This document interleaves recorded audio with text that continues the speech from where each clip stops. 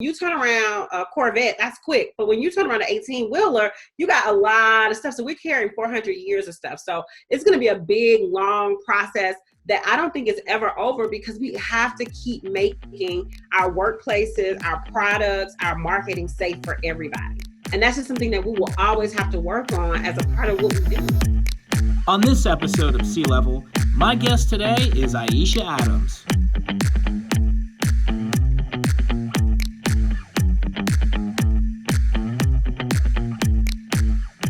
Today's episode of CLevel, I have Aisha Adams.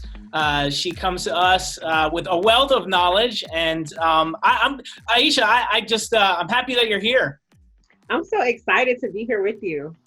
So this is going to be a fun episode. So you're partnered with a university, and I want you to kind of talk about some of the things that you're doing over there. It's pretty exciting stuff.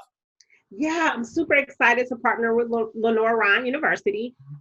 They are a 125-year-old university with campuses in Columbus, South Carolina, a graduate school here in Asheville where we're based, and they also have a main college campus in Lenoir, North Carolina. So partner with them with the Equity and Diversity Institute. Super excited to just train equity advocates. After everything that happened with George Floyd, a lot of professionals really didn't know what to do. I got a lot of calls from friends are like, I can't sleep at night, or how do I do this? How do I show up as a business and not go off brand with this? And so we really wanted to create a situation where, entrepreneurs, business owners, managers, CLevel, sweet people could come in and really give some sound advice on moving in the diversity, equity, and inclusion needle.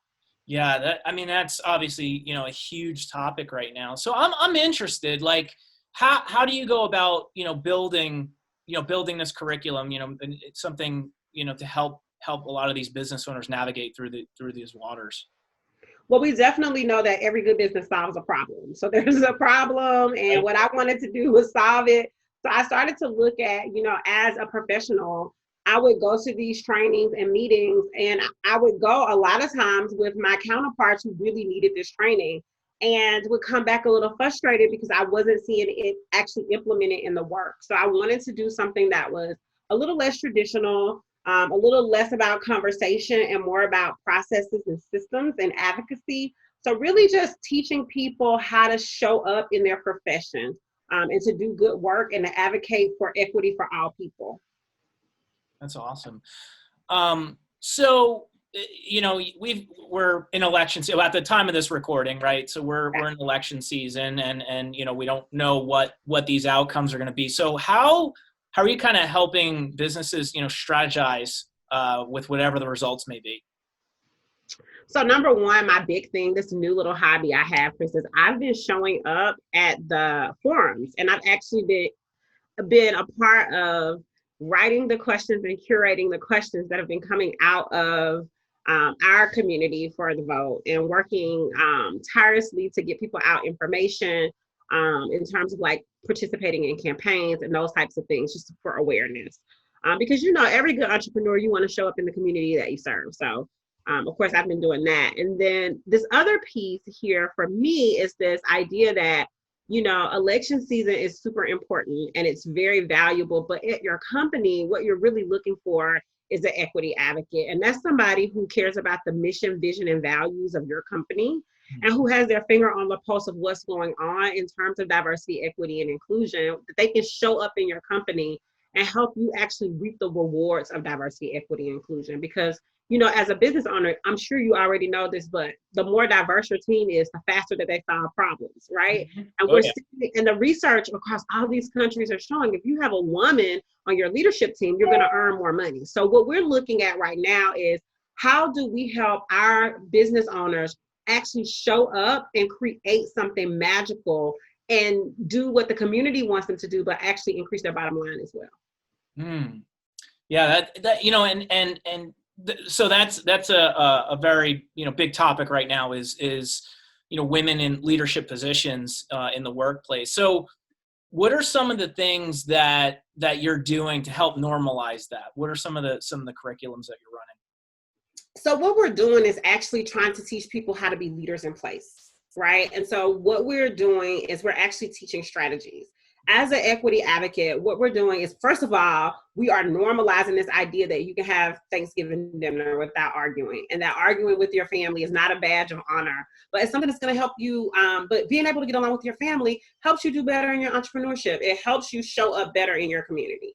So what we're trying to really get our equity advocates to understand is there's a difference between an activist and an equity advocate. And so when you're an advocate, you're in your professional sphere. So that requires a certain decorum, a certain process, if you will, right? Certain strategies. And what you're doing is you're actually applying this diversity, equity, and inclusivity lens to your profession. So you don't have to do a lot of marching. You don't have to post Black Lives Matter. You know, the equity advocate is an anti-racist, but they also are aware of gender bias in the workplace, and they're advocating for the differently abled. And what we're doing in our curriculum is just really teaching leaders how to show up and ask the right questions in the meetings, how to look at our analytics and have that diversity lens and bring that to the table, right? Because if you work in a company and they have good diversity and good inclusion, that means your ideas are going to be respected no matter what level you're on. And so once we get to a place, in my opinion, where people are respected based on their profession, and then it's easy to pick women and bring them up in your company because you know and you value their opinion and you see the value of their work as equal. So with equity advocacy, we're not just trying to like push people into leadership. What we're trying to do is establish a better community that's equitable for everybody, and a better workspace, non-toxic workspaces where it doesn't matter what your position is. If you have a great idea, it's accepted and respected and used to push the team forward. And again, looking at that bottom line and say, hey, we met our goals for the quarter. Yeah. Yeah, no, I mean, and that's great. I mean, that's the thing is when you have a team of diverse people, everybody's come from different backgrounds, different areas of the country, wherever it is, right? And it makes a more collaborative workspace, right? And you're able to solve, situations where, because you're seeing it from all different viewpoints. And I think that's important for any company to grow. I mean, are you seeing that? Yeah, I mean, all the research shows the more diverse your team is, the better bottom line you have, right? We know that diverse teams are going to help you increase your reach because you're going to be able to speak culturally across demographics the more diverse your team is. You know that if there's a problem and you have, like you said, all these diverse viewpoints, we're seeing that they solve problems faster. We're seeing that we are able to connect quicker. And so that, to me, is really why we want to value diversity, equity, inclusion. Of course, it's morally right and it feels good to do that. But we know that diversity is hard, right? All getting a whole bunch of people together, putting them all together and they're all different is hard. Diversity has to be managed, but it is a strategy for success. Having diversity and inclusivity and equity within your processes is a part of a strategy for success. It's a part of leadership and a framework for how we approach our work. Right. So how long does it take that you see like people turning around? Because I mean, you see a lot of these companies that, kind of have been stuck in their old ways, and there's just, some companies it's difficult to change, which, right. That's the worst thing you could be is hard to change your process and procedure. So what are you seeing like far as timeline and turnaround in some of these companies? So let's be honest about this change, right? So a lot of people look at diversity, equity, and inclusivity. It's like, oh, it's like a HIPAA training. We're going to update the process. The process stays the same, but it's not really like that. As humans, we evolve. Yep. 5 or 10 years ago, we didn't talk about what pronoun to address a person as. So now we're awakening our spirits to being a little bit more liberal here, a little bit more open, and to be equitable. And so instead of looking at like when our company is going to get there, what we're trying to get equity advocates to do is understand this is a life work, right? We don't say, oh, well, when is the feminist movement going to be over, right? So This equity advocacy movement is really about staying on the pulse of the evolution of all of us as human beings and making sure it's a safe space for everybody. And what we really want our equity advocates to do is to practice gentle disruption. And you, as a successful entrepreneur, you understand the value of disruption, but you also understand office politics, right? Oh, yeah. So when we're teaching, equity advocates are like this, Today, you may only get that diversity statement added to that job application. But that's a good run for your company because that's the evolution of how diversity, equity, and inclusion, shows up. And we know organizational change is slow, right? It's the slow, because you gotta, when you turn around a Corvette, that's quick. But when you turn around an 18-wheeler, you got a lot of stuff. So we're carrying 400 years of stuff. So it's going to be a big, long process that I don't think is ever over, because we have to keep making our workplaces, our products, our marketing safe for everybody. And that's just something that we will always have to work on as a part of what we do. Yeah. And I think you hit on a really good point there. Is this is evolving, it's changing, right? And so you have to be open to that change. Right. Yeah. It's exciting. Yeah. Yeah. I mean, so what are some of the things that you love most about what you do? Well, I like meeting different people. I've had an opportunity that we've had like a police chief in our program.